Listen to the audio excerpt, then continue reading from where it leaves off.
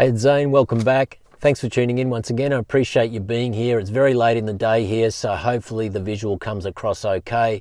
Chili's here to say hello. He hasn't been featuring too much of late, but he's here to say hello. He's very stoic today, I'm sure you will agree.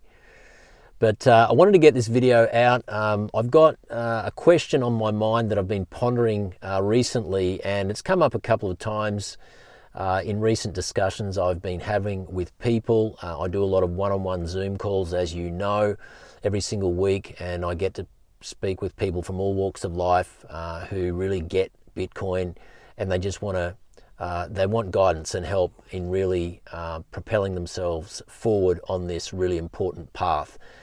So, I want to just sort of talk about a question that comes up, and the question is, Zane, what would you do if you had to start from scratch tomorrow? What would happen if you had to start from zero? You lost everything and you had to rebuild on a Bitcoin standard. What would your mindset be? What would your strategy be? And how would you approach this? And so I want to do my best to kind of keep this as short as I can. I know I have a tendency to go down numerous rabbit holes, so just bear with me, but I'll do my best to share with you what I would do. I've written down some key points here, but I think this is important for you if maybe you're just dabbling in Bitcoin. You kind of need that little push to go to the next step. Maybe you have a little Bitcoin, but you just need that next push to learn more, develop more confidence, conviction, and to really start stacking in a meaningful way. Or maybe you're completely new to this space. So hopefully what I share with you, you'll get some value from it today. And let me know in the comments section your thoughts, anything that you would like to add as well. So first thing to realize is that if I was starting from scratch, I would build from a base of sovereignty. Now, what I mean by that is we have to understand that Bitcoin at its core is freedom money. It's sovereign money. It is decentralized. It is the separation of money from state. It is the first time in history that we've had the opportunity to be in complete autonomous control of our money and our wealth. Complete autonomy and separation from the system. No permission required, no counterparty. And so I would really double down, triple down, and quadruple down on that understanding that I am building now from a base of complete sovereignty. Now, if you talk to people who have been burned by the fiat system, people who have lost everything and they've come over to Bitcoin and rebuilt their lives on a Bitcoin standard, what you'll find is that once they leave the fiat system, they're never, ever going back. And so this is what I mean. And I know it sounds a little extreme if you're new to Bitcoin and maybe your whole life is pegged to the fiat central system. And so probably you can't fathom a world where you would be outside of that. But just know that people are doing this, and they're doing this in their droves right now. And there's a reason for that, and that is because the central control system is becoming more and more precarious. It is becoming more and more controlling. And we're seeing the attack vectors, we're seeing the rule changes, we're seeing different asset classes under threat. And this is not going to stop. This is not going to stop because there is so much debt in the system. The only way they can take care of the debt is to take things off you, stamp duties, rates, taxes, you name it. Anything they can target, they will target to prop up their spending programs, even though they also have access to the big red button, which is the money printer, which also debases you even further. And so this is the whole cause and the whole premise why Bitcoin exists. And so I would extricate myself completely, as much as I possibly could, from the fiat system. And I would be operating purely on a Bitcoin standard. And that would be a resolute commitment I would make to myself to move forward. So that would be number one. Number two would be I would stack sats strategically. I would stack sats like an absolute madman because I understand the value of a Satoshi. I understand that there's going to come a time where a Satoshi is going to be parity with what we know as the dollar. And, there's 100 million Satoshis per Bitcoin. And so to think that one day, and it may not be in our lifetime, but I believe it's going to be in our kids' lifetime. I mean, there's people like Peter Dunworth who think it's going to happen within the next 15 years. But, to think that we could end up in a situation where we have Satoshi and dollar parity because of the way this monetary protocol is engineered to absorb all of the financial energy out of every other asset class, it's conceivable that this could happen in our lifetime. And so my mindset would be stack sats as fast as I possibly can. And I would approach it in bite-sized pieces. You've probably heard me talk about, 0.1 Bitcoin being a really, important target if you've got a, 10 to 15 year plus time horizon to set yourself up for life.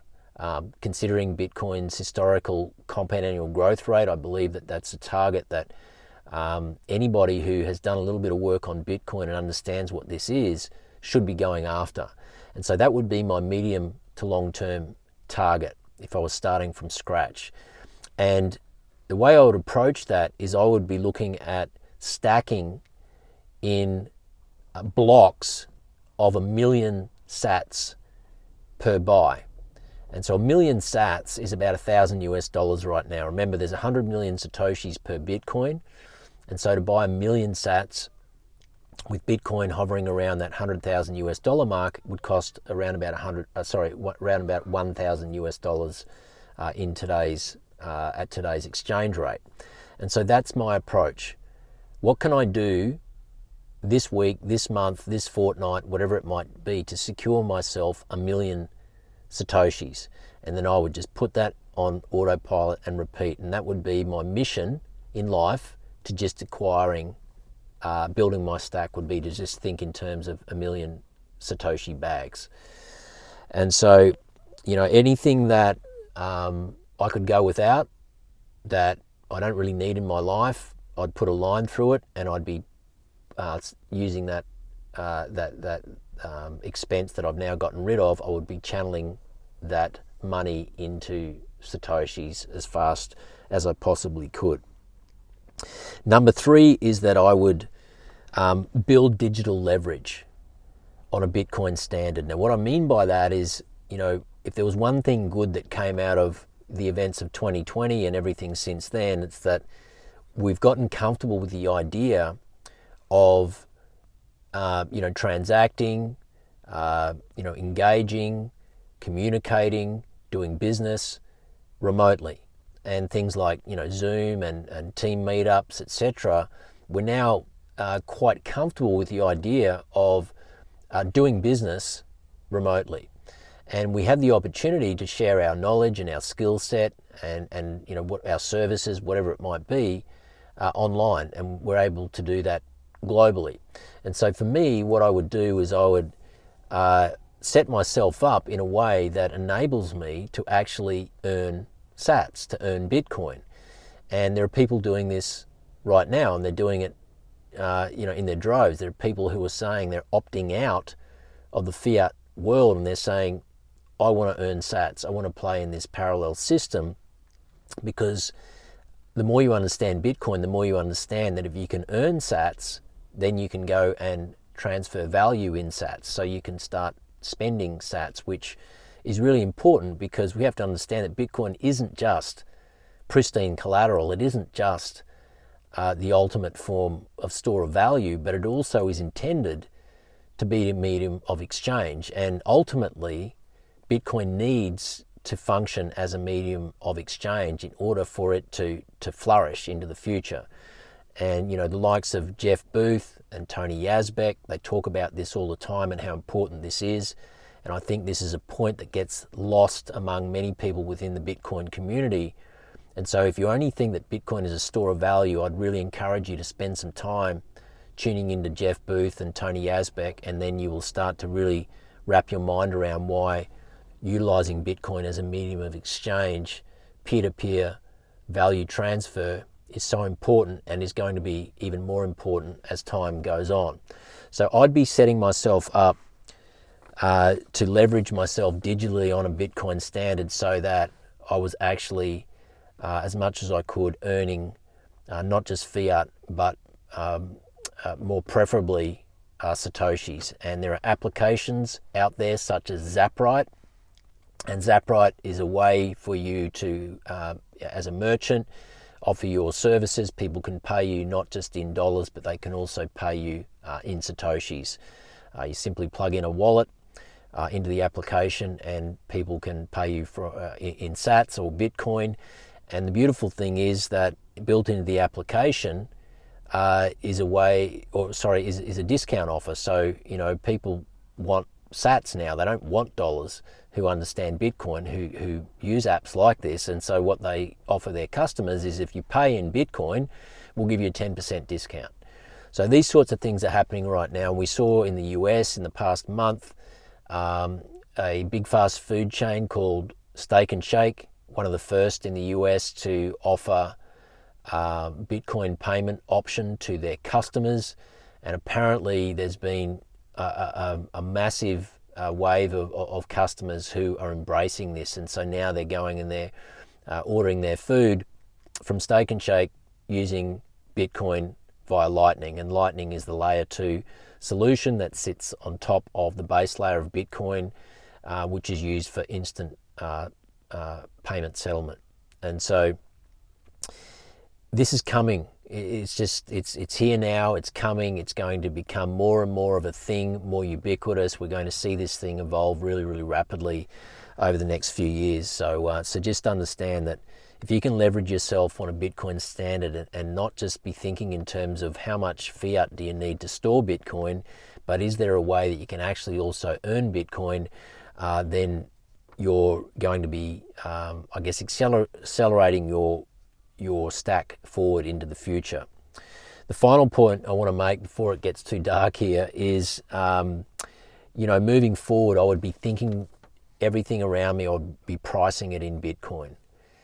And I know this is a real mindset shift and a paradigm shift to get to this stage, this point where you start thinking of everything around you, goods, services, petrol, insurance, groceries, real estate, everything. You start pricing it in Bitcoin, you start to notice that prices are actually falling when you live on a Bitcoin standard.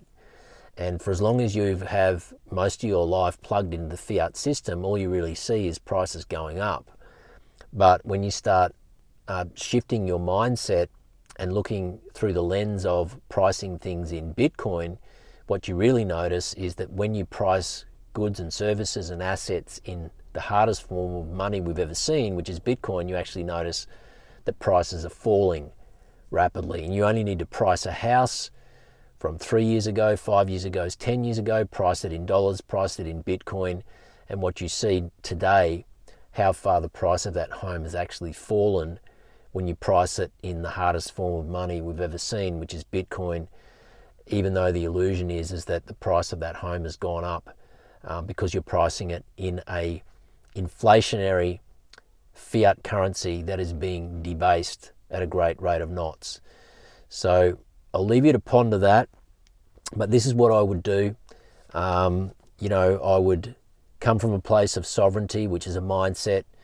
I would set myself up strategically, and I would stack sats like a mad person, and I would start pricing everything around me in Bitcoin, and that would be the basis from which I would rebuild and move forward, and that would be me. So I hope you got some value from that, some insight. Please leave your comments in the comments section. Apologies, I know it's dark, but one thing I will say before I go here today, because I do a lot of one-on-one Zoom calls, things are getting to the stage now where I've got so many questions that come up during those calls that I want to be able to share publicly with my community. And so what I've done is next week I'm actually hosting a live stream on Zoom, and I'd love you to be a part of it if you'd like to be there. You'll see a link in the show notes below.